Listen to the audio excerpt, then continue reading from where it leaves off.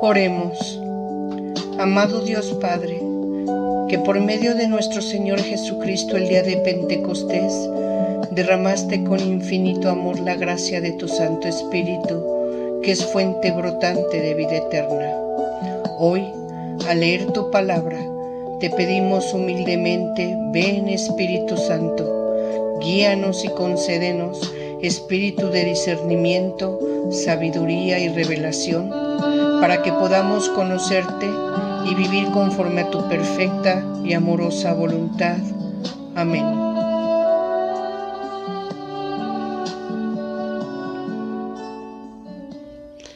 Con el enorme gusto de estar nuevamente con ustedes, la Escuela Teología Bíblica hasta los confines de la tierra les saluda, les envía un afectuoso abrazo y agradecimiento por estar nuevamente con nosotros en este curso que hoy estamos comenzando, Apocalipsis.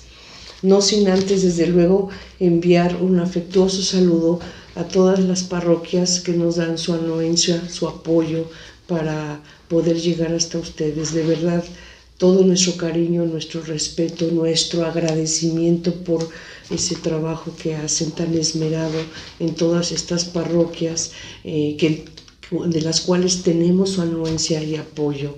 Quiero también mandar saludos muy cariñosos a todos aquellos lugares en donde ya Teología Bíblica hasta los confines de la tierra está llegando, a Estados Unidos, Florida.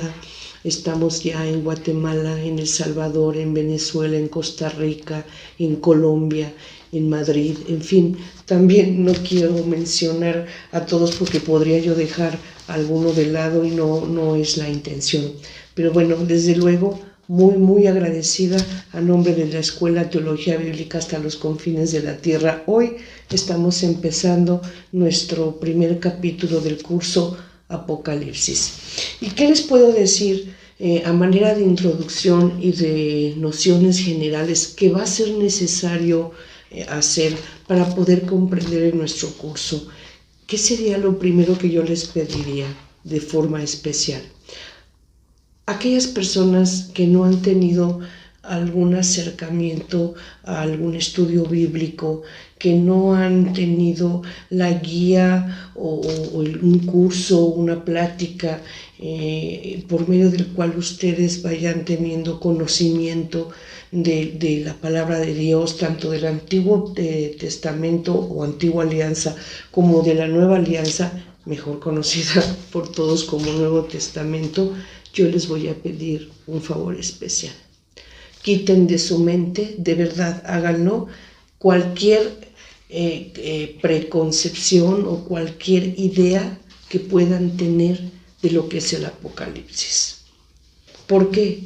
Porque incluso personas que tienen cierto conocimiento bíblico o estudio bíblico tienen muchos cuestionamientos, ideas a veces no correctas o acertadas en relación a lo que es el libro del Apocalipsis. Es un libro enigmático, es un libro que pareciese fatalista, alarmista, cuando en realidad es un libro de esperanza. Es un libro que nos va a llevar al triunfo de la Iglesia de Cristo. Es un cántico de amor, de esperanza, que invita a conocer el amor de Dios, que invita a la fidelidad que debemos conservar, mantener y acrecentar día con día hacia nuestro amado Dios Padre, Dios Hijo y Dios Espíritu Santo. Entonces, yo les rogaría que como primer paso que vamos a dar en nuestro inicio de curso Apocalipsis, por favor, si no tienen estudio o conocimiento previo de la palabra de Dios, quítense cualquier idea que puedan tener acerca de este hermosísimo libro que vamos a estudiar, el Apocalipsis. Ahora bien, ¿por qué digo yo que es un libro enigmático? Pues porque a la lectura primera aparecen figuras, descripciones de animales draconianos, de agresión, de violencia, de matanza, y no conocemos muchas veces el género apocalíptico, que es como cualquier otro género literario, una forma de escribir. ¿Sí? ¿Qué es un género literario? Es el método que utiliza el escritor, el autor de la obra, para realizarla. Es un método. Así como tenemos el género literario, lo que sería, por ejemplo, la leyenda. Una leyenda que es una leyenda es un género literario que refiere cosas verdaderas, acontecimientos verdaderos, con algunos otros que no lo son o no son tan verdaderos. Es una leyenda. Otro género literario sería la fábula, ¿sí? Que es una narración que al final lleva o conlleva a una enseñanza a través de una narración en la que se da una lección y se proporciona una enseñanza. Eso es la fábula. Y tenemos otros géneros literarios como sería la poesía, la novela, la comedia, el cuento, la epopeya, la biografía, el midrash, muy utilizado sobre todo en nuestra Biblia, la ciencia ficción y obviamente el apocalipsis. Todos estos son géneros literarios diferentes. Y además quiero decirles, en la Biblia, tanto en el Antiguo Testamento como en el Nuevo Testamento, se utilizan diversos géneros literarios. La narración, ¿verdad? Es uno de ellos muy utilizado. El midrash es otro género literario muy utilizado en la Biblia, del cual ya hemos hablado. Y en esta ocasión, para estudiar el libro de Apocalipsis, el género literario utilizado así se llama, género apocalíptico, que lo vamos a ir explicando en este primer capítulo muy despacito, a manera de que aquellas personas que no tienen estudios previos de la palabra de Dios o no conocen la historia de la salvación, por ejemplo, puedan comprender el curso. Yo recomendaría, para poder tener una mejor comprensión de este curso, pues que se tuviesen conocimientos previos o un estudio previo de lo que es la historia de la salvación. Para poder comprender el libro de Apocalipsis se hace necesario conocer historia de la salvación, se hace necesario conocer a los profetas, ¿sí? Nosotros sabemos, o los que nos hacen el favor de seguirnos, que nuestros cursos son con horario libre por YouTube, pero saben también que Teología Bíblica hasta los confines de la tierra da cursos en Zoom, por la llamada sala Zoom, que se vio muy favorecida y creció mucho a raíz de la pandemia. Damos cursos por sala Zoom, y Teología Bíblica ha dado estos cursos de historia de la salvación, profetas, que incluso lo partimos en parte 1, el pleonasmo, parte 1 y parte 2 de profetas, pues porque es un curso largo y que hay que estudiar con detenimiento. Entonces, para poder comprender el curso de Apocalipsis, elemental, necesitamos conocer historia de la salvación y conocer también a los profetas. Sería maravilloso, ¿verdad?, que ya hubiésemos podido tomar los cursos de historia de la salvación, el curso de Jesús de Nazaret, la Pascua del Señor, Hechos de los Apóstoles, Salmos, que también es muy importante, y profetas. Ya con todos estos cursos, yo les aseguro que la comprensión de este curso va a ser un verdadero agasajo.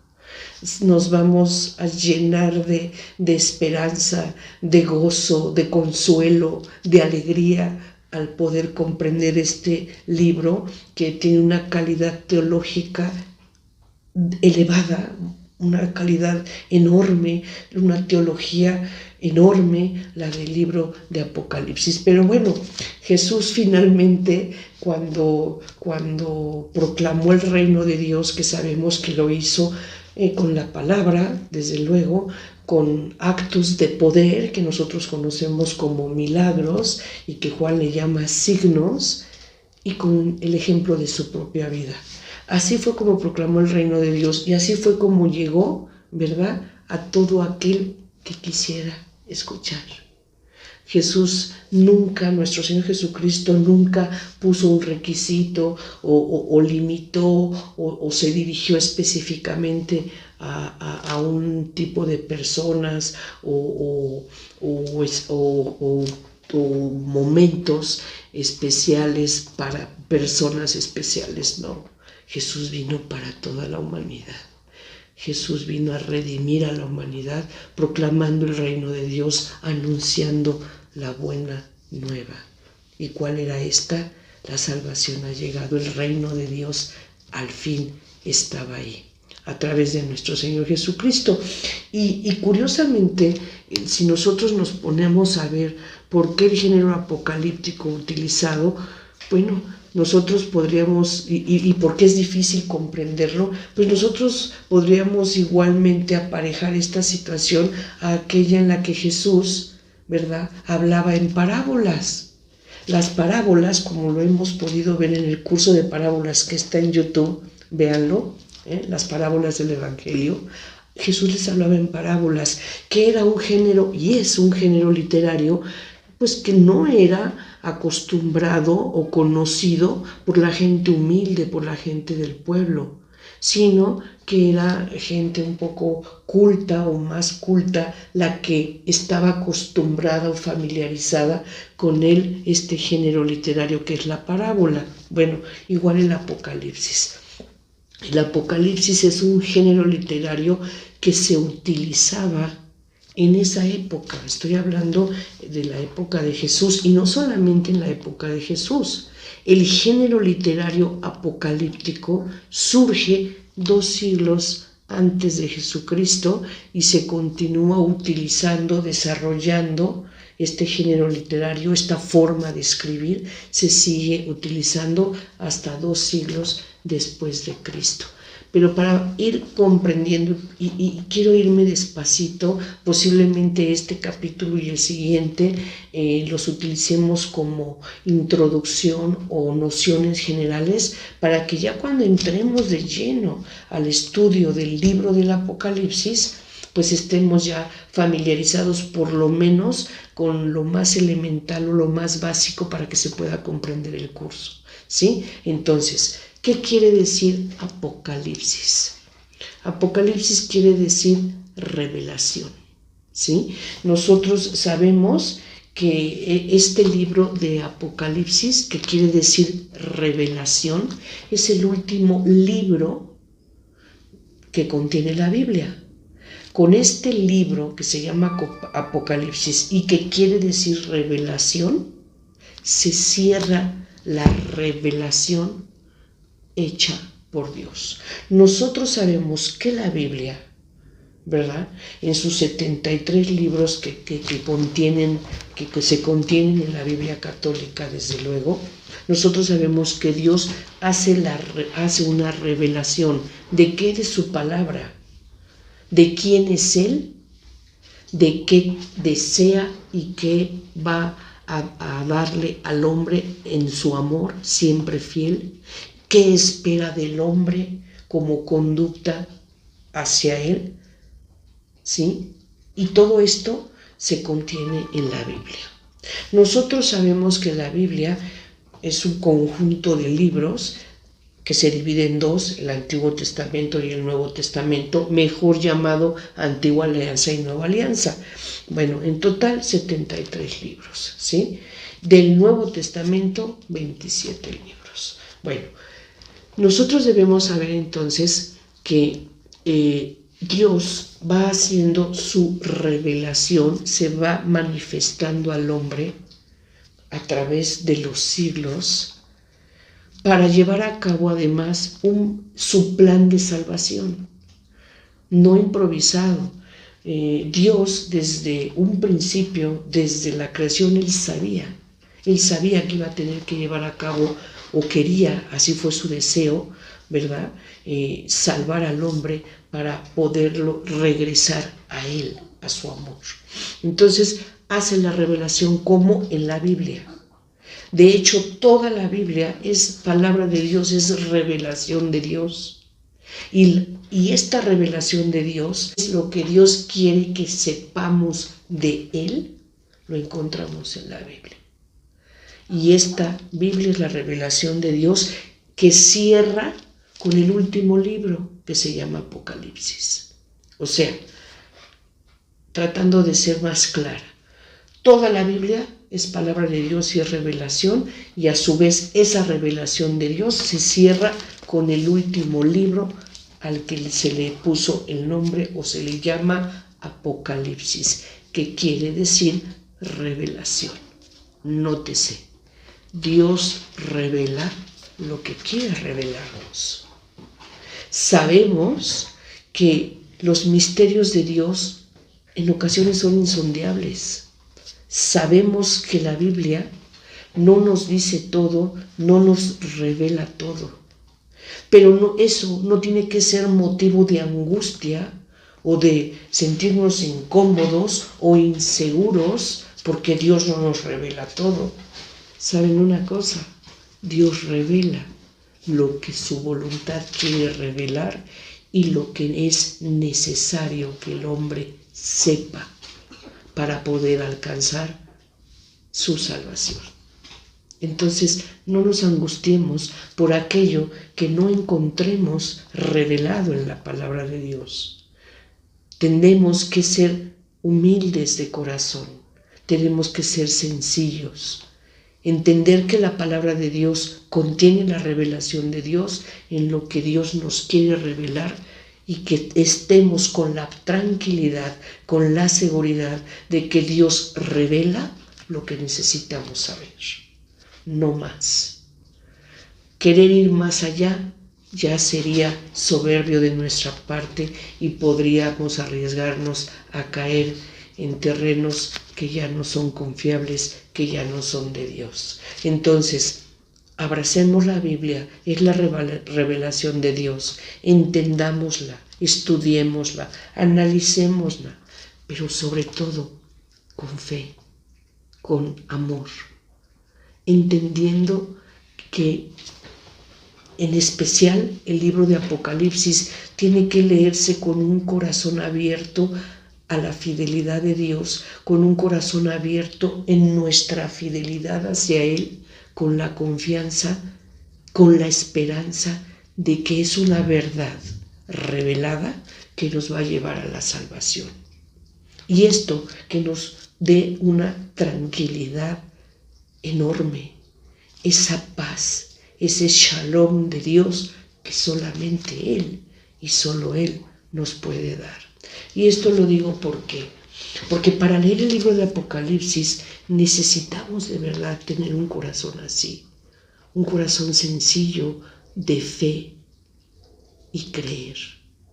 Si pretendemos ser muy fundamentalistas, si pretendemos ser muy mentalistas, no vamos a poder alcanzar, percibir y saborear toda la riqueza teológica y la calidad teológica que tiene el libro de Apocalipsis.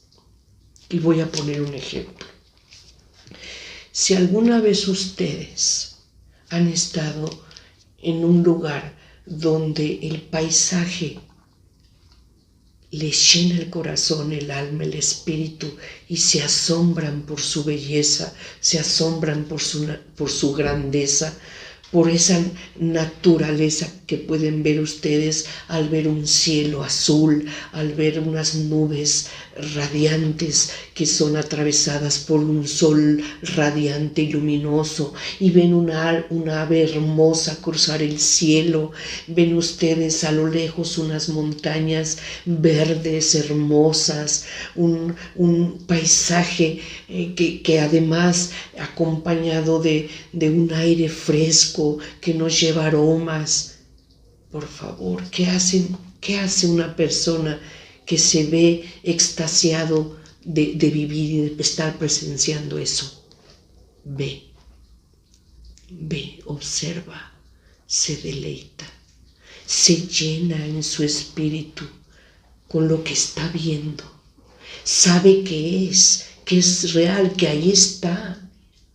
no se pone a analizar fundamentalistamente o mentalmente, científicamente, por qué el cielo es azul y por qué la montaña alcanzó esa altura y por qué un árbol, un ave está atravesando el cielo y se pone a analizar científicamente.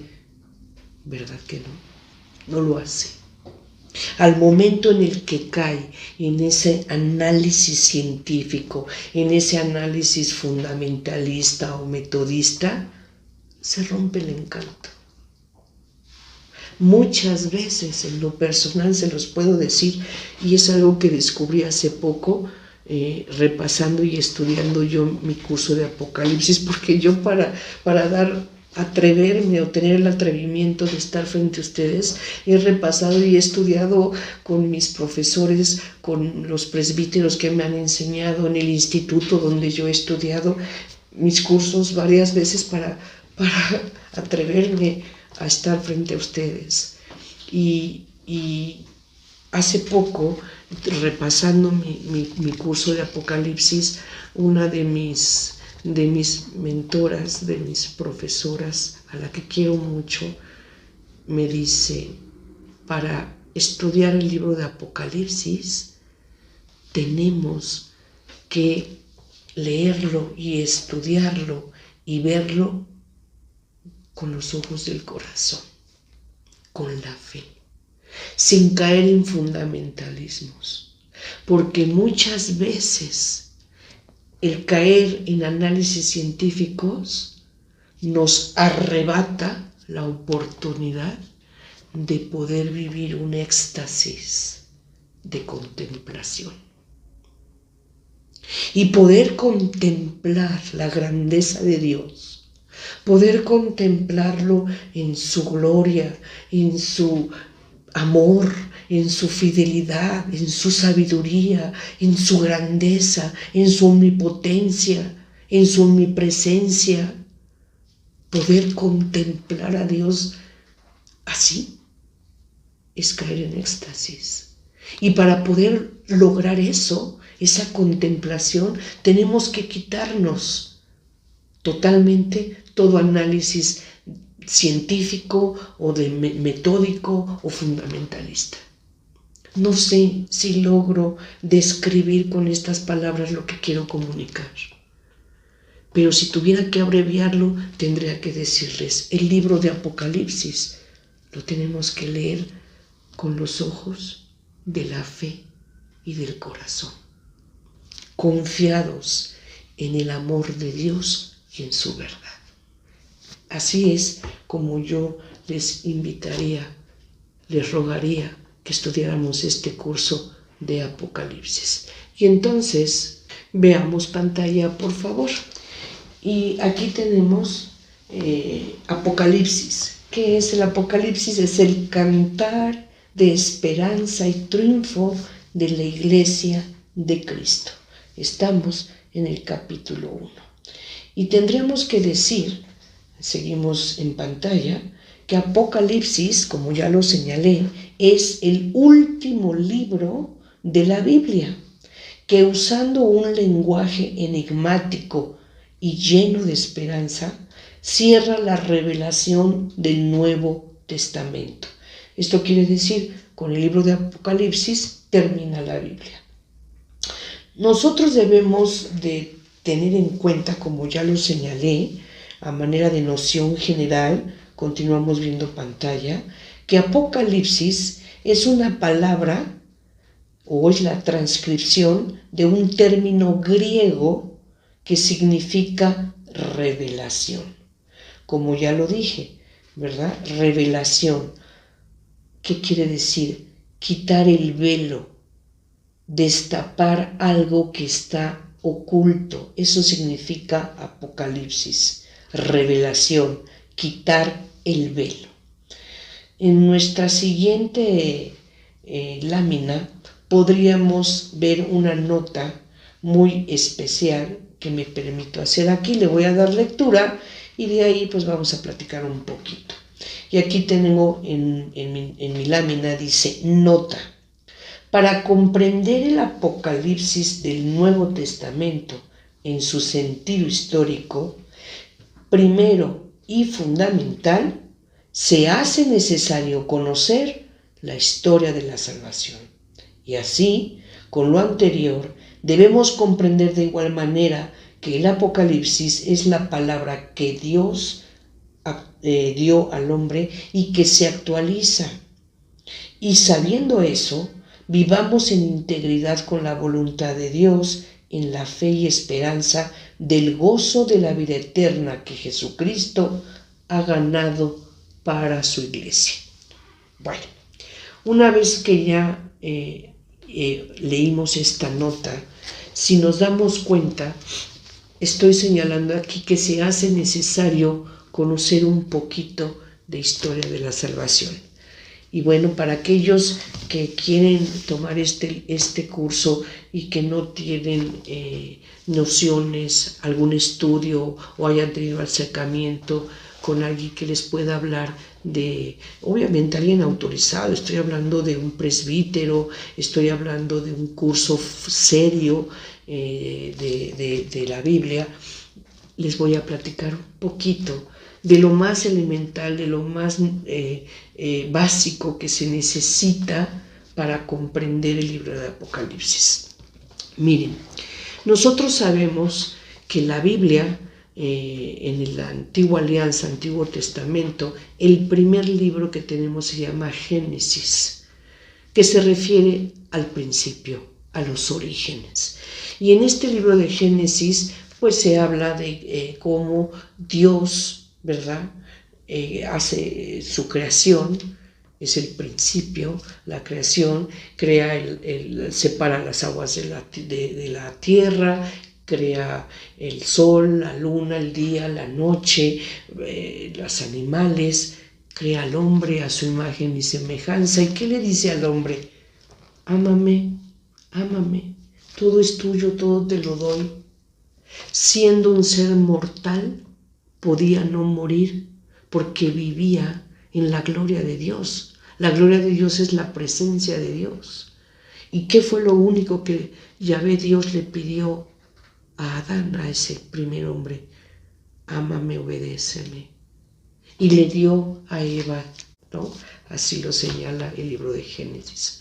¿Y qué pasó? Cayeron en pecado. ¿Y este pecado cuál fue? La soberbia. La soberbia, quisieron ser iguales a Dios, cuando no se daban cuenta o habían sido hechos a su imagen y semejanza, y que Dios les había colocado en un Edén, en un paraíso, y que iban a dominar sobre todo lo creado, sobre toda la creación de Dios, que tenían que cuidarla y que amarla y que procurar esa creación que Dios les había dado. Pero bueno, engañados por el maligno, que es el príncipe de la mentira, el príncipe del mal, Satanás, ¿verdad? Los engaña a Eva, empieza por Eva, ¿verdad? Aquella ingenua la engaña y ella a su vez invita a Adán a caer en desobediencia, y a eso se le llamó soberbia, el pecado original. Y entonces viene ahí la primera promesa de salvación, y que nosotros conocemos como protoevangelio. Cuando Dios, ¿verdad?, se pronuncia en contra de la serpiente y le dice: por haber hecho esto, ¿verdad?, te arrastrarás y comerás polvo todo el resto de tu existencia. Enemistad pondré entre ti y la mujer, entre su linaje y tu linaje. Él te pisará la cabeza mientras tú hieres su talón, el calcañar. Ese es el protoevangelio, lo encontramos en Génesis. Ahí se da la caída del hombre, pero al mismo tiempo la primera promesa de salvación. La primera promesa de que Dios, en su amor siempre fiel, va a volver a tener al hombre bajo su amor, su cuidado, su eternidad. Ahí tenemos la primera promesa. Y si nosotros seguimos leyendo la Biblia después, Bueno, encontramos que pasan varias generaciones, Adán y Eva tienen varios hijos, así varias generaciones, hasta llegar a Noé, en donde Yahvé Dios se lamenta de haber creado al hombre. Yo cuando leí esto me conmoví de verdad, dije, ¿cómo Yahvé Dios se lamenta de haber creado al hombre? Y decide terminar con su creación. Pero, siempre hay un pero, que permite que el amor de Dios sea eterno y se manifieste. Pero había un hombre temeroso de Dios, Noé. Y por él, ¿verdad? Es que Yahvé Dios, pues, continúa dándole a la humanidad, al hombre, la oportunidad de salvación. Noé, que nosotros sabemos era un hombre temeroso de Dios, que tiene 3 hijos, uno de ellos Sem, ¿verdad? De donde vienen los semitas, y donde después de generaciones llega a Abraham. Abraham, el llamado padre de la fe, ¿verdad? Uno de los 3 grandes patriarcas. Abraham, el padre de la fe, quien con su esposa Sara tienen un hijo que se llama Isaac. Isaac, ¿verdad? Que tiene a su vez 2 hijos. Uno de ellos, Jacob, a quien Dios le cambia el nombre por Israel. Jacob, llamado Israel por Dios, le cambia el nombre, tuvo 12 hijos. De estos 12 hijos surgen las 12 tribus de Israel. Y cuando Jacob va a morir, llama a sus hijos y les da a cada uno bendiciones. Así dice la Biblia, no todas son precisamente bendiciones, algunos son reproches, algunos son llamadas de atención o avisos de que han actuado mal algunos de sus hijos, pero bueno, ya cuando tomen el curso de Historia de la Salvación en Forma lo podrán ver con más detenimiento. Ahorita estoy dando lo elemental para poder comprender nuestro libro de Apocalipsis. Entonces, de los 12 hijos que tiene Israel, el 4º hijo, Judá, a él le da una bendición y le dice: el cetro no se apartará de tu mano.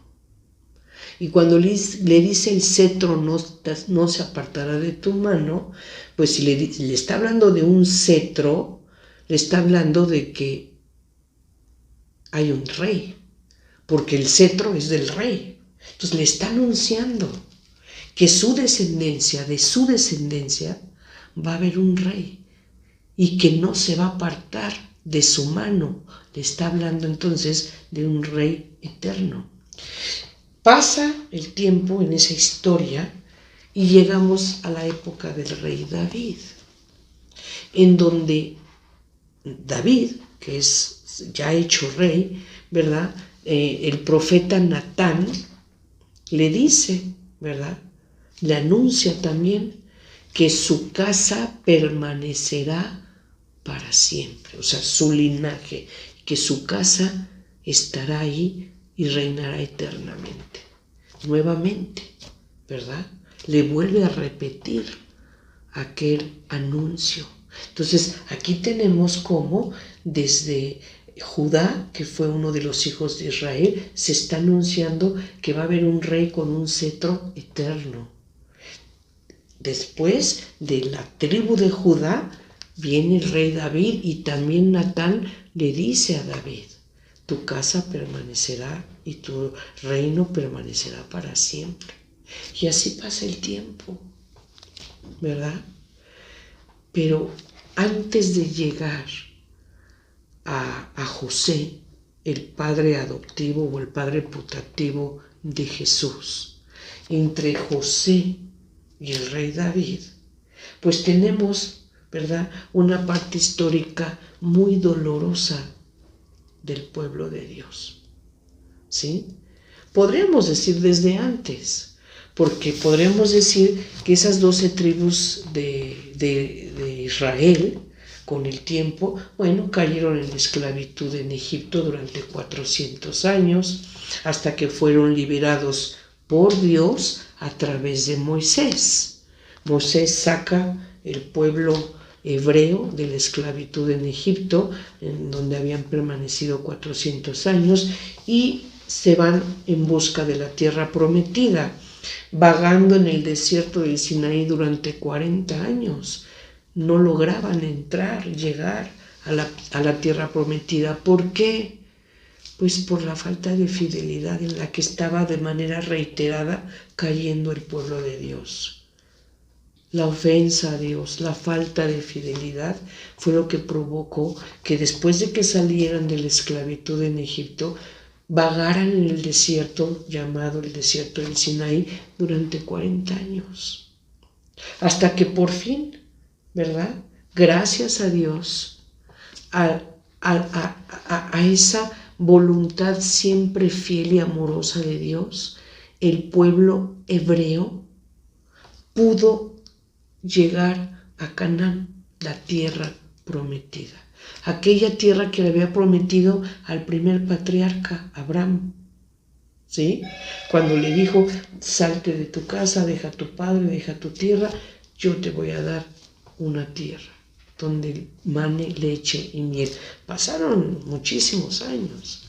Entonces, bueno, finalmente logran llegar a Canaán, empezando por la conquista de Jericó, y de ahí empiezan a hacer la conquista de los demás pueblos o ciudades de toda la tierra de Canaán, hasta que logran establecerse en todo este territorio. Se hace el reparto de las tierras a las tribus de Israel y se forma, ¿verdad?, la gran monarquía, en donde está el rey David. Bueno, primero el rey Saúl, después el rey David, después el rey Salomón. Y una vez que muere el rey Salomón, se da el gran cisma, ¿sí?, de la monarquía. ¿Qué quiere decir? Se fractura gravemente la monarquía, se divide en dos, ¿sí? Y así de esas 12 tribus de Israel que formaban la monarquía unida, unificada, se separan. Y 10 tribus y media se separan de 2 y media, y se forma así lo que conocemos como Judá, o el reino del sur, e Israel, o el reino del norte.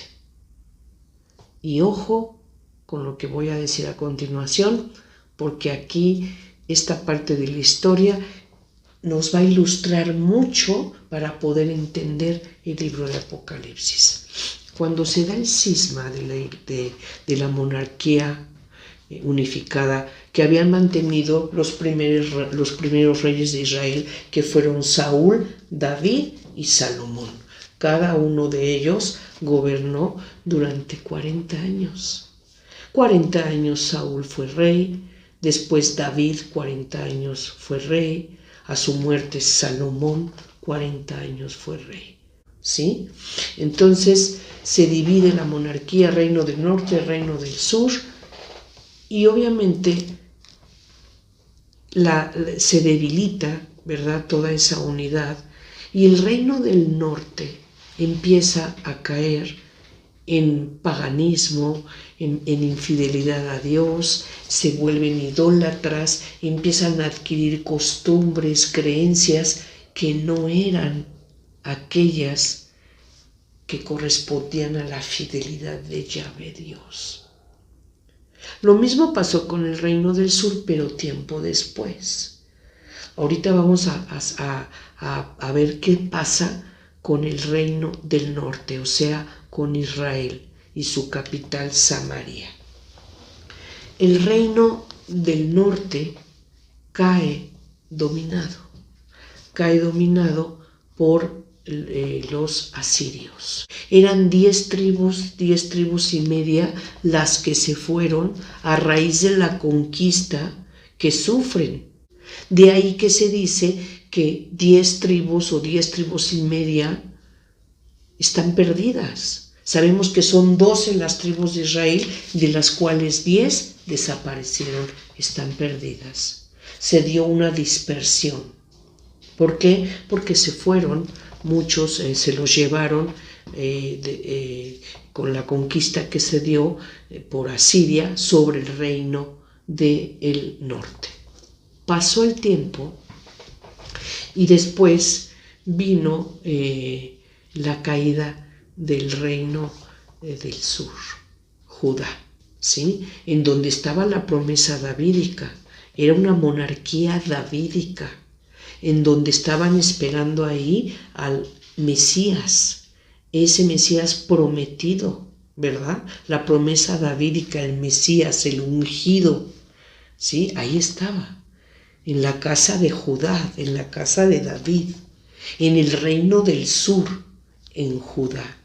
Desgraciadamente, Judá también cae dominada por Nabucodonosor, el babilonio, el caldeo Nabucodonosor, cae el reino del sur. Es cuando se destruye el gran templo de Salomón, ¿verdad? Y nuestro profeta Jeremías, en su angustia, en su dolor de ver que están atacando la ciudad santa de Jerusalén, saca el arca y la esconde, ¿sí? Y de ahí ya no volvimos a saber nada del arca, está escondida, hasta la fecha no ha aparecido. El profeta Jeremías la saca del templo, la esconde. ¿Por qué? Porque los babilonios, al mando del rey Nabucodonosor, está atacando la ciudad. Quema y destruye el templo de Jerusalén. Su población se los lleva al destierro, deportados, ¿sí? Y ahí se acaba el reino del sur, Judá. 70 años duraron en el destierro, 70 años en donde el pueblo judío sufre, se siente triste, lejos de su tierra, con el templo de Yahvé destruido. Pero ellos son conscientes que todo eso es resultado de sus pecados, de la infidelidad en la que habían caído de manera reiterada, y que Yahvé Dios, como lo dice Éxodo en su capítulo 34, versículos 6 y siguientes, Yahvé, tardo cólera, ¿no? Pero infinito en fidelidad, infinito es fiel y amoroso. Entonces, el pueblo de Dios, estamos hablando ya específicamente de los pobladores de Judá, que es el reino del sur que queda destruido junto con su templo y que se van desterrados 70 años a Babilonia. En esos 70 años ellos hacen reflexión, ellos se dan cuenta de todo lo que habían ofendido a Yahvé, saben que están siendo castigados por Dios, saben que se comportaron de manera ingrata, desobediente y ofensiva hacia Yahvé Dios. Pero no pierden la esperanza, porque saben que Yahvé Dios es tardo a la cólera, pero infinito en amor y fidelidad, y que perdona el pecado. Entonces ellos están esperando la promesa, ¿sí? Y ellos saben que va a llegar un tiempo en el que Yahvé Dios los iba a perdonar y iba a restaurar la ciudad de Jerusalén. Y así sucede. Pasa el tiempo y llega el imperio Medo, ¿sí? Medo, con Ciro el Grande, que conquista Babilonia, hace caer el reino de Babilonia. Nabucodonosor obviamente ya había muerto, esto fue con los años, pues imagínense, 70 años había estado el pueblo de Judá, el pueblo judío, en el destierro en Babilonia. Entonces pasan 70 años, Nabucodonosor ya había muerto, pero llega entonces los medos, ¿sí? Con Ciro el Grande. Ciro el Grande crea y establece el llamado Imperio Persa. Entonces, Ciro era medo, pero cuando conquista Babilonia y todo el demás territorio, no solamente Babilonia, sino que conquistó un territorio amplio, ¿verdad? Establece el llamado Imperio Persa, con Ciro el Grande al frente, ¿sí? Como el gran conquistador persa. Entonces, Ciro el Grande les permite a los judíos regresar a su tierra.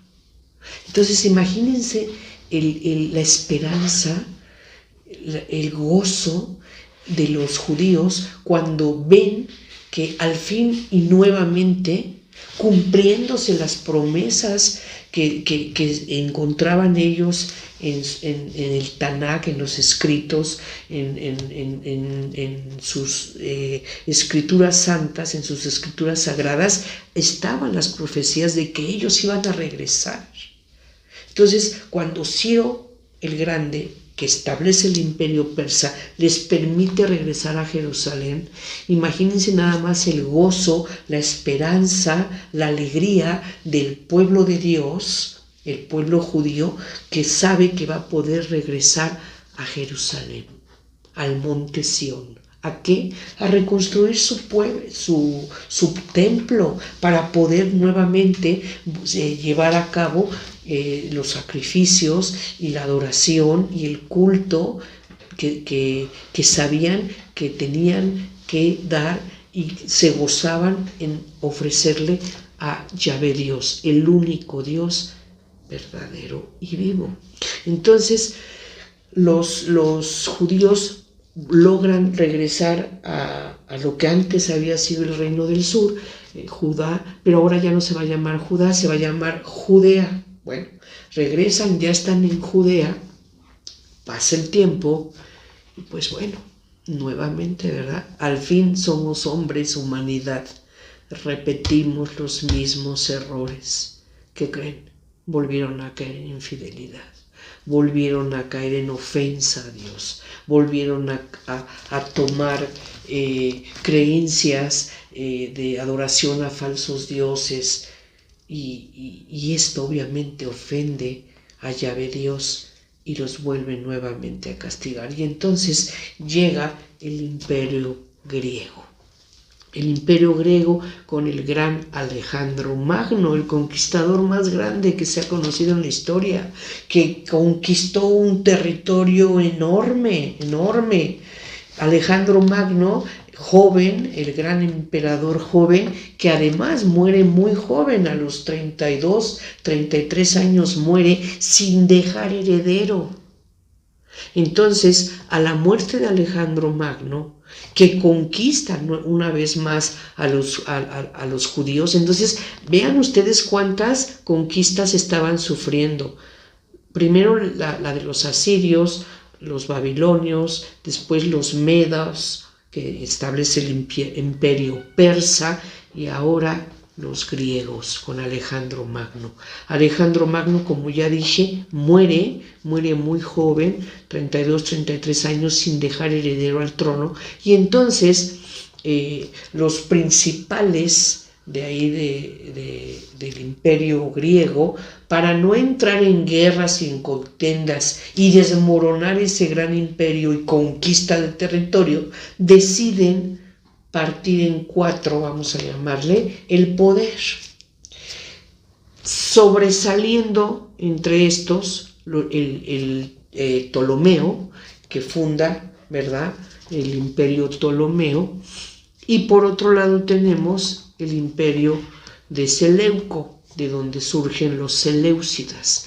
Ya estamos entonces en esta época, estamos ya en la época griega, más llamada helenística, ¿sí? La época helenística es la época griega, pero ya sin Alejandro Magno, ¿sí?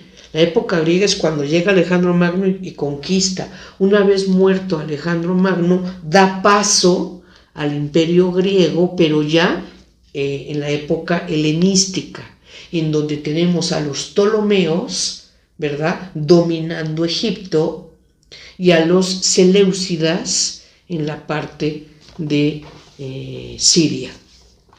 Con el tiempo, ¿verdad?, los ptolomeos que llevaron en cierto momento el control,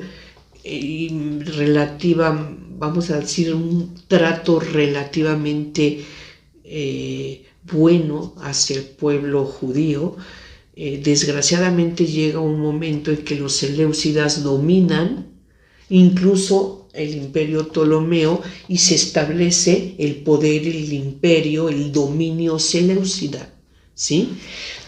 Y así pasan varias generaciones y el pueblo de Dios, el pueblo judío, de verdad entra en sufrimiento.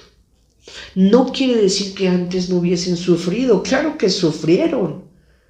Y hablando ya del reino del sur, en donde está la promesa davídica, donde está esperando al Mesías, pues era la descendencia de la tribu de Judá, del rey David, todo esto, eran los que estaban esperando al Mesías, eran los que tenían la esperanza de salvación, ¿sí? Estamos hablando entonces de que primero sufrieron por su infidelidad a Dios, sufrieron el gobierno, el imperio babilonio.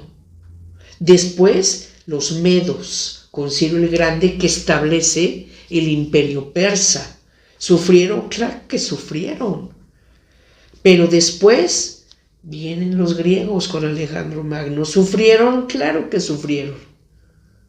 Pero sufrieron tremendamente cuando, una vez muerto Alejandro Magno, se establece el imperio seleucida, que domina el imperio ptolomeo, como ya lo señalé. Y aquí surge un personaje muy importante en cuanto a nuestro curso de Apocalipsis, que es Antíoco IV Epífanes. Él quería establecer el culto al imperio, se sentía Dios y quería él. Nosotros sabemos que la cultura griega, tiene muchísimos dioses, ¿no? La mitología griega es muy amplia. Entonces, Antíoco IV Epífanes, de origen, de cultura griega, ¿verdad?, quería que el pueblo de Dios le rindiera culto a sus dioses griegos. Esto obviamente no iba a poder ser aceptado por el pueblo judío. El pueblo judío, que tenía una fe arraizada, que tenía además una fe basada en el amor y en las pruebas reiteradas de la grandeza de Dios. El pueblo judío, que había sido testigo de la mano fuerte y el tenso brazo con que Yahvé Dios lo sacó una vez de la esclavitud de Egipto, en donde fueron testigos del poder de Dios que les permitió conquistar la tierra de Canaán, donde fueron testigos de la misericordia y el amor y la protección de Dios cuando les da el maná en el desierto. Entonces, el pueblo judío tenía una y otra vez a lo largo de su historia pruebas del amor, de la misericordia, del poder, de la grandeza y de que el único Dios cierto, real, verdadero y vivo y único era Yahvé. Esto era una fe y es una fe que tenía el pueblo judío, que no tan fácil iban a poder desbaratar o hacer de lado un imperio porque quisiera ahora que adoraran a sus dioses, como fue el caso de Antíoco IV Epífanes, que quería que el pueblo judío le rindiera culto a sus dioses. Obviamente el pueblo judío no lo aceptó, y obviamente esto dio paso a un levantamiento muy sangriento, en donde surgen los macabeos, en contra de Antíoco IV Epifanes para defender la fe en Yahvé Dios. Y así entonces, con esta pequeña requiescat o recuerdo de lo que ha sido la historia de la salvación, creo yo que podamos entender un poquito el principio que es la introducción a nuestro curso y que vamos ahorita a tratar de ilustrar con algunas láminas. Veamos pantalla, por favor. El género literario apocalíptico. Este género literario es de origen judío. Surgió en el siglo II a.C., durante la opresión griega, ¿sí? Si ustedes pusieron atención a la pequeña resumen o requiescat que hicimos de la historia de la salvación, les hablé de que el pueblo de Dios sufrió, ¿verdad? Sufrió las dominaciones, entre ellas la griega. Entonces, retomando la lectura, este género literario es de origen judío, surgiendo en el siglo II antes de Cristo durante la opresión griega que sufría el pueblo de Dios y que continuó utilizándose el género apocalíptico hasta el siglo II después de Cristo, en tiempos del Imperio Romano, y su duro dominio por el que el pueblo judío anhelaba la libertad y poder gozar tiempos mejores. Entonces, ¿qué estamos diciendo con esto? Que el género apocalíptico, o sea, el género literario, la manera de escribir utilizando el género literario, tiene su origen entre el pueblo judío, ¿sí? Recordemos que el Apocalipsis es un género literario, pero surgió por primera vez 2 siglos antes de Jesucristo. Entonces, en este tiempo, 2 siglos antes de Cristo y 2 siglos después, porque quiero decirles que después llegaron los romanos, ¿sí? Después de Alejandro Magno, después de la época helenística con los Ptolomeos y los Seleucidas, Antíoco IV Epifanes, cae Antíoco IV Epifanes, cae el imperio Seleucida y se establece el imperio romano. Más opresión, más dolor, más injusticia que seguía sufriendo el pueblo judío, el pueblo de Dios. Entonces, durante todo este tiempo, ellos escribían y hacían escritos utilizando este género literario que le llamamos género literario apocalíptico, ¿sí?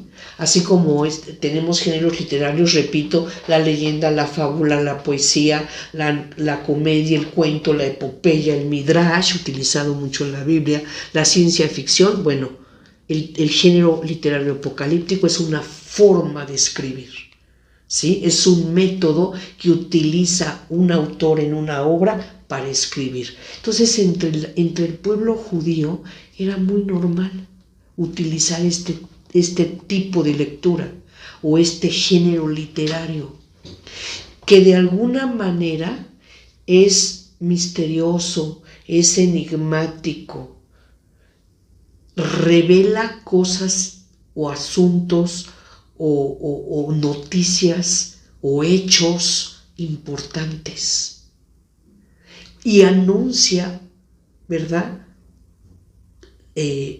situaciones que se pueden dar o que se van a dar en el futuro importantes, pero no lo hace con toda una ilustración y toda una explicación, sino de manera, ¿verdad?, muy al término apocalíptico, de manera a veces oscura y a veces muy clara.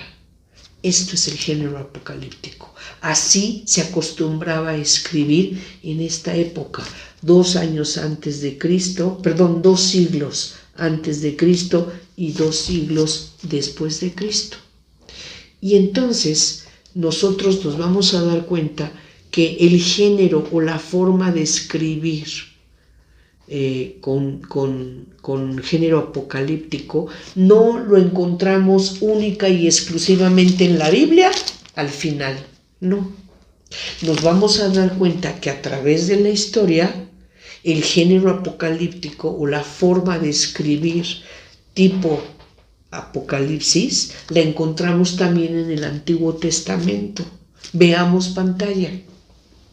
No me voy a detener mucho a ver esto, ya si alguien quiere profundizar en el estudio de esto, bueno, con mucho gusto lo podríamos hacer ya de alguna manera privada. Yo les puedo recomendar algo, me mandan un mensajito, ahí yo veo todos los comentarios por YouTube, y los que conocen la escuela, bueno, saben cuál es el teléfono de la escuela. Además está en YouTube, yo les podría orientar un poquito más profundo sobre la literatura apocalíptica en el Antiguo Testamento, porque en el Antiguo Testamento encontramos textos o algunas partes de algunos libros que utilizan este género apocalíptico.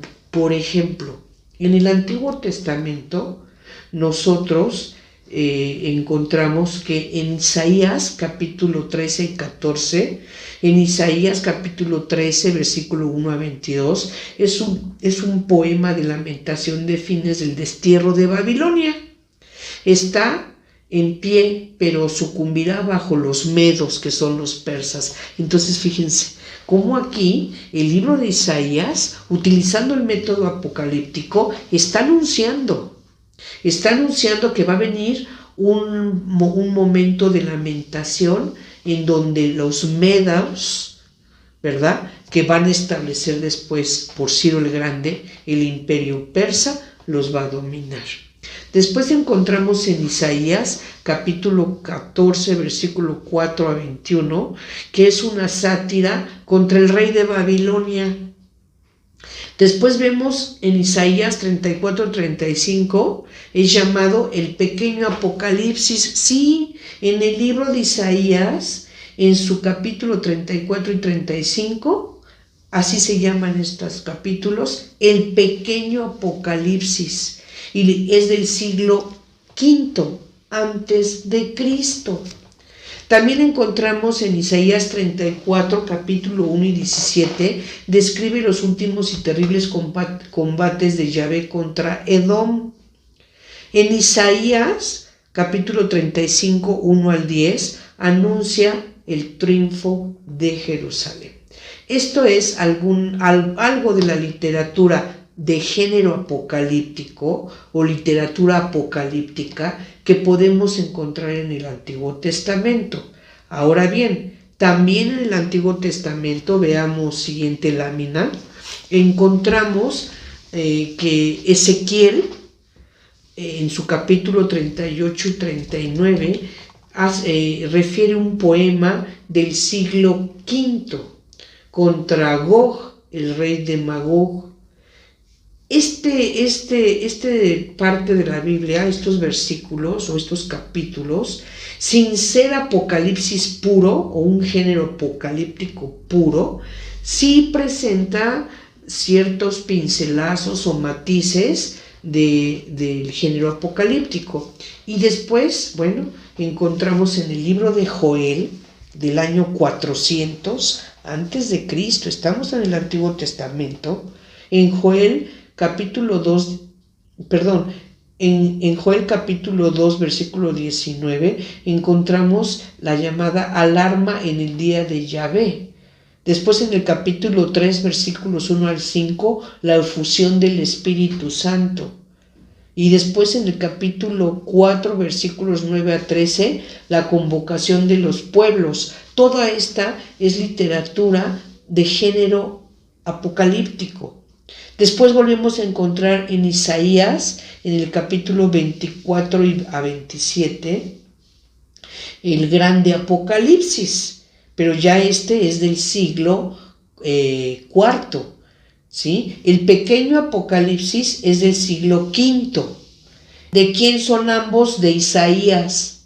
Ahí no me vayan a decir, ay, ¿a poco Isaías vivió tantos años? No, aquí tengamos cuidado. Acuérdense que el libro de Isaías se escribió a lo largo de 750 años. No porque Isaías haya vivido tanto tiempo, sino porque Isaías, el primer Isaías, que sabemos que era un poeta culto de familia noble, escribió el libro de Isaías. Muere Isaías y deja una escuela isaniana, discípulos que son los que continúan escribiendo el libro de Isaías, o el que hoy conocemos como libro de Isaías.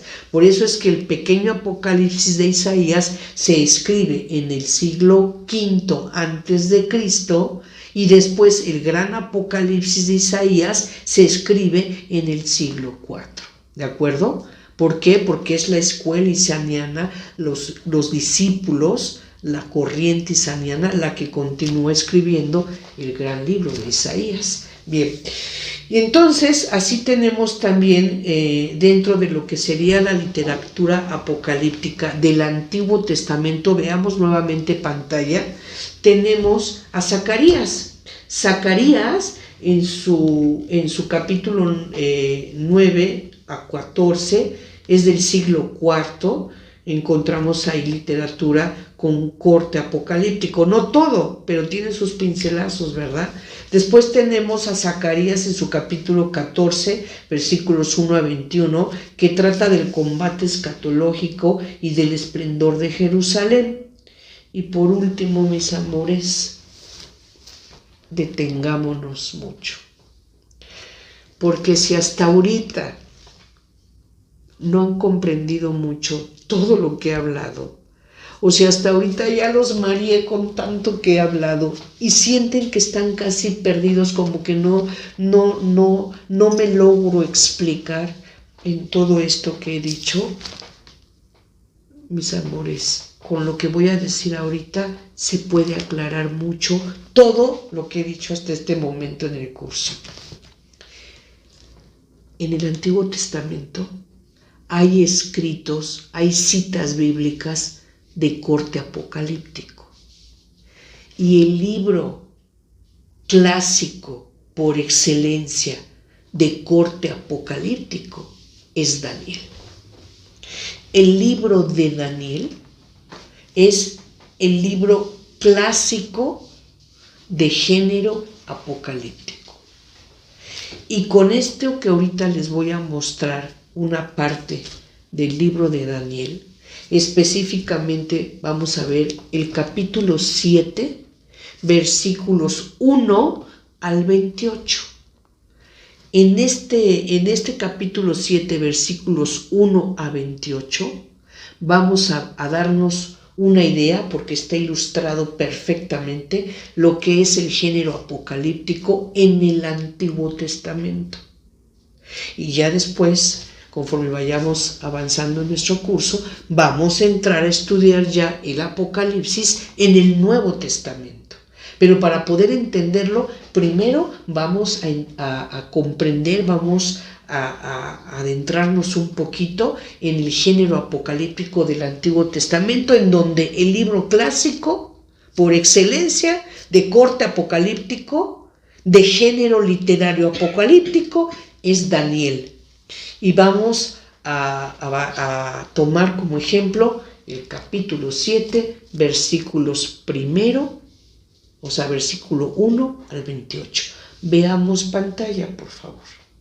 Miren, con mucho detenimiento vamos a ver esta pantalla, que si se dan ustedes cuenta, aquí en la pantalla tengo, ya se me cerró, ya lo tengo aquí. Es un cuadro que nos está refiriendo, pues, historia. Hasta arriba estoy señalando el año, ¿sí? Vean ustedes, estoy marcando aquí el año. El siguiente rubro que vemos dice, la historia dice que, o sea, estoy señalando el año, lo que dice la historia, después estoy señalando qué pasaba en ese tiempo con el pueblo de Dios, y por último estoy mencionando a algún personaje importante. Entonces, depende de este cuadro que estamos viendo en pantalla, que se comprenda el día de hoy lo que es el género apocalíptico. ¿De acuerdo? Bien. Miren, veamos el primer recuadro. Año. Estamos en el año 586 al año 538 antes de Cristo. En el año 586 al año 538 antes de Cristo, ¿qué dice la historia que pasó con el pueblo de Dios? Bueno, en esa época, el pueblo de Dios, infiel a Yahvé, sufre castigo de Nabucodonosor, el rey de Babilonia, que los invade, destruye el templo de Jerusalén y se los lleva 70 años al destierro en Babilonia. ¿Sí? Y ahí quedan esperando con fe. ¿Quién es el personaje importante de toda esta época? Nabucodonosor, el rey de Babilonia.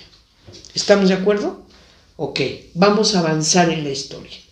Año 538 al año 333 antes de Cristo. ¿Qué pasó en esa época? Bueno, en esta época inicia el dominio medo-persa. Ciro el Grande, que era medo, hace caer a Babilonia y funda el imperio persa y permite que el pueblo de Dios regrese a su tierra y inicia la construcción del segundo templo de Jerusalén. ¿Por qué? Porque el primer templo de Jerusalén, acuérdense que lo destruyó Nabucodonosor, ¿sí? Cuando Babilonia invade, destruyen el templo y se los llevan desterrados. Bueno, después viene el imperio persa con Ciro el Grande y les permite regresar a su tierra. Reconstruyen el templo de Jerusalén. Entonces, ¿cómo se encuentra ya ahí el pueblo de Dios? Pues crecido en su fe, en oración, regresan a su tierra y se da la restauración judía. Nuevamente están en su tierra. ¿Quién es el personaje aquí importante? Pues el medo, Ciro, era medo, que establece el imperio persa. ¿Cómo se le llamaba a Ciro? Le decían Ciro el Grande. Ciro el Grande es el que establece el imperio persa. ¿Pero qué pasó después? En el año 333 al año 323 antes de Cristo llega la dominación griega con Alejandro Magno. Alejandro Magno era de Macedonia, al norte de Grecia. Él era un griego, vivía y nació en Macedonia, está al norte de Grecia, y llega y domina, ¿verdad? Un gran territorio, es conocido como el gran conquistador. El pueblo de Dios, los judíos, están en su tierra, pero ahí llega Alejandro Magno y domina. Pero recuerden que Alejandro Magno muere a los 32, 33 años, y entonces se da paso a la época helenística. Ya estamos en el año 323 al año 198 antes de Cristo, cuando se da la época helenística y están dominados por los Ptolomeos. Los Ptolomeos son de egipcios con cultura griega, ¿sí? Son egipcios, pero ya tienen la cultura griega. Estos fueron los Ptolomeos que estuvieron dominando, ¿verdad?, a Judea, los judíos, el pueblo de Dios que está en su tierra, y que obviamente los Ptolomeos les permiten en su tierra a los judíos rendir culto en el templo de Jerusalén a su Dios Yahvé. Entonces vamos a decir que los Ptolomeos permitieron que el pueblo de Dios pudiera rendirle culto, adorar, ser fiel al único Dios y verdadero, a Yahvé Dios. Los Ptolomeos lo toleraron, vamos a decir, pero desgraciadamente después, en el año 198 y hasta el año 135 a.C., llega el imperio Seleucida. Los griegos de Siria, llamados Seleucidas, se apoderan de Palestina. Nosotros sabemos que Judea está en Palestina, ¿sí? Entonces, los judíos que estaban en Judea, que era parte de Palestina, se ven ya invadidos, dominados por el imperio Seleucida, ¿sí? Y llega el personaje de Antíoco IV Epifanés, quien les prohíbe rendir culto a Yahvé. Y no solamente les prohíbe rendir culto a Yahvé, sino que le falta el respeto a esta fe y amor que le tienen los judíos a Yahvé Dios. Permitió que dentro del templo se hicieran profanaciones, las propició, puso a Júpiter, supuestamente, al dios Júpiter, lo puso ahí en el templo de Jerusalén, obligaba a los judíos a que le rindieran culto a los dioses de la mitología griega, que son falsos, no existen. Y aquel que no quisiera rendirle culto a los dioses era perseguido y muerto. Antíoco IV Epifanés fue un emperador, un rey seleucida que persiguió de manera sanguinaria, de manera cruel y avasalladora a todo aquel que le rindiera culto y creyera en el único Dios y verdadero, en Yahvé Dios. Él quería que adoraran a sus dioses, él mismo se sentía Dios. Entonces aquí es en donde el pueblo de Dios sufre tremenda persecución, más relatada en el libro de Daniel. Miren, esto no quiere decir que Nabucodonosor no haya sido tremendo, Esto no quiere decir que Ciro el Persa no haya sido tremendo. Esto no quiere decir que los griegos no hayan sido tremendos. Claro que sí, Alejandro Magno, pero finalmente era persecución, imperio, dominio, uno tras otro, en donde el pueblo de Dios estaba sufriendo y sufriendo y sufriendo y sufriendo. ¿Y qué pasa? Precisamente, y aquí la clave para que comprendamos el género apocalíptico.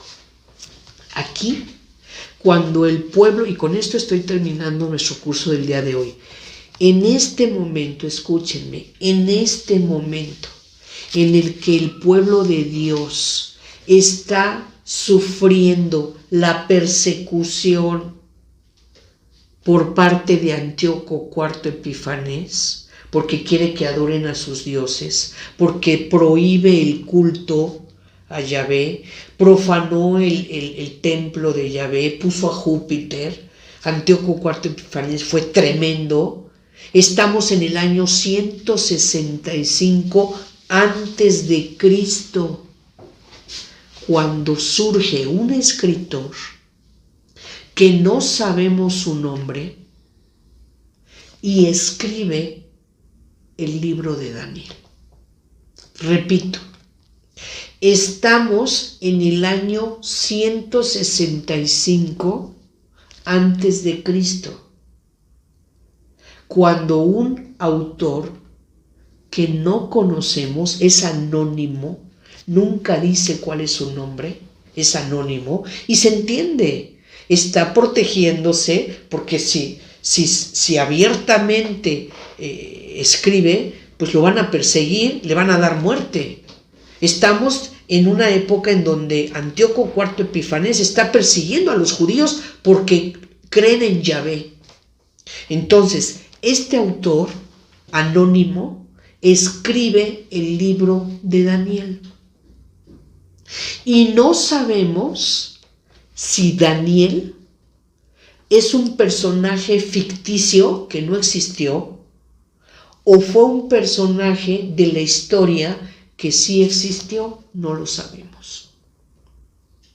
No se angustien en averiguarlo. Lo importante es que se comprenda lo que estoy diciendo en este momento, porque estamos ya entrando ya al corazón del género literario apocalíptico, y si comprenden lo que a continuación voy a decir, van a entender cómo se escribe el Apocalipsis y el género literario. Entonces, ¿qué es lo que sucede? En el año 165 este autor anónimo escribe el libro de Daniel.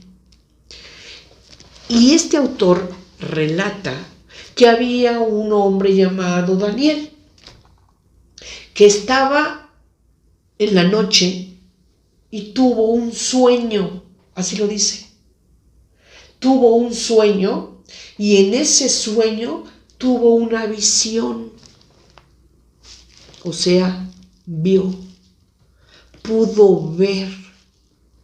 Daniel, ese personaje que tal vez es ficticio, que no existió, o que tal vez existió, es un personaje de la historia, ¿sí? Dormido, tuvo un sueño en donde tuvo una visión que le revela a Dios, Yahvé Dios. Recordemos que Yahvé Dios se revela a sus profetas de diferentes formas. Puede ser por visión, puede ser por escucha, puede ser en un sueño, ¿no? Son las formas que Yahvé Dios utiliza para dar su palabra, entregar un mensaje. Sobre todo, entregar un mensaje al profeta. Y el profeta debe de decir la palabra de Dios. Un profeta comunica la palabra de Dios. Eso es un profeta. Entonces, en este caso, en el libro de Daniel, Daniel tuvo un sueño en el que Dios le revela con visiones, dice él, lo que va a pasar. Pero fíjense, este es el género apocalíptico. Veamos pantalla para que se comprenda lo que voy a decir. Hasta abajo, en color verde, tengo una nota. Y antes, en color salmón, puse el año. Y puse así: año 165 antes de Cristo.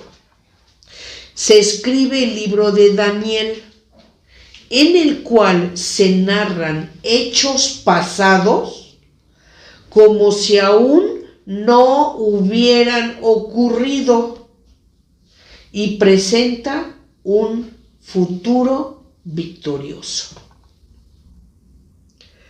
Posiblemente no me estoy dando a entender con lo que quiero comunicar, pero vamos a desmenuzarlo. ¿Qué hace el libro o qué hace el autor? El autor presenta un personaje que se llama Daniel, que dice que tuvo una visión, que pudo ver y que incluso hubo momentos en los que pudo escuchar. Y empieza a narrar lo que vio y lo que escuchó. ¿Pero qué creen que empieza a narrar lo que vio y lo que escuchó? Empieza a narrar hechos que ya pasaron, pero los empieza a narrar como si no hubieran ocurrido todavía. Voy a dar un ejemplo. Yo les voy a narrar algo que ya pasó, pero se los voy a platicar como si todavía no hubiera pasado. Ejemplo, y esto para que se comprenda ahora sí, pues no solamente aquí en México donde estamos, sino yo creo que todo el mundo va a poder entender esto que digo, como ejemplo del estilo apocalíptico que utiliza Daniel en el libro. Si yo les dijera, estaba yo dormido o dormida cuando tuve una visión. Venía un tremendo virus, un virus agresivo para el que no hay ninguna vacuna ni medicamento. Y la primera persona que se va a enfermar es en China. Y ahí va a llegar por primera vez ese virus tan tremendo que va a empezar a matar a muchas personas de ahí, pero ese virus no tiene una vacuna para poderlo combatir. Entonces ese virus se va a empezar a extender por todo el territorio de aquella zona y va a llegar hasta Europa, y de Europa va a llegar hasta América, y en América va a entrar a Estados Unidos, a Sudamérica, a Brasil, y va a llegar a México, y va a matar a mucha gente, y va a morir, y van a sufrir, y los hospitales se van a ver llenos de personas que necesitan medicamento, y ya no va a haber camas, ni doctores, ni medicinas, nada para curarlos. La muerte va a ser tremenda, pero al fin, un día, va a llegar una vacuna y las personas se van a poder vacunar, y entonces van a poder empezar a dominar este virus tremendo hasta que al fin un día se va a ir y todos van a estar sanos y el sufrimiento habrá acabado y la salud volverá. A ver, les estuve hablando todo el tiempo de algo como si fuera el futuro, pero en realidad todo eso ya pasó. Fue la pandemia que azotó al mundo, la pandemia del COVID-19, ¿sí o no? Bueno, perdón si el ejemplo es brusco, pero eso es lo que hace aquí el libro de Daniel. Eso es el género literario apocalíptico. Habla de cosas que ya pasaron como si todavía no hubieran ocurrido. Eso es el libro de Daniel en su capítulo 7, versículos 1 al 28, que nos habla de las 4 bestias o las visiones que tuvo Daniel y que las vamos a ver en nuestro próximo capítulo. Mientras tanto, yo les ruego de manera muy especial, muy especial, por favor, lean su Biblia.